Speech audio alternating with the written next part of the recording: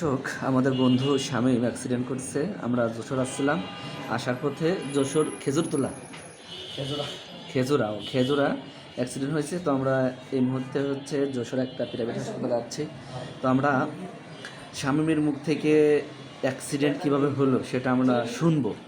তো বন্ধু, অ্যাক্সিডেন্টটা মূলত কিভাবে হলো যদি একটু বলতে পারি। আমরা আসছিলাম সদর হাসপাতালে একটা রিপোর্ট দেখাইতে। আমাদের গাড়ির স্পিড ছিল 60। আমাদের লাইন দিয়ে আমরা চলে আসতেছিলাম। একটা বাস, একটা মোটরসাইকেল, একটা বাসের পেছন থেকে উঠে চলে আসছে, আমাদের লাইনের সামনে এসে পড়ছে। অলরেডি ব্রেক করেছি আর পড়ছি। আচ্ছা আচ্ছা, এক্ষেত্রে পাকার উপর পড়লে হয়তো বা আল্লাহ তাআলা পাকার উপর পড়লে ট্রাকের নিচে যেতাম, রাস্তার নিচে গেছি।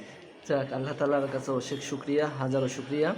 তো রোজার মাস, তো রোজা আছেন, হয়তো আল্লাহ তাআলা এই রোজার একটা যে ফজিলত, রোজার যে একটা বারাকাপূর্ণ মাস, সেই মাসের উপলক্ষেই বা সেই মাসের ওসিলায় আল্লাহ তাআলা আপনাকে হেফাজত করছে, সাথে আমাকেও।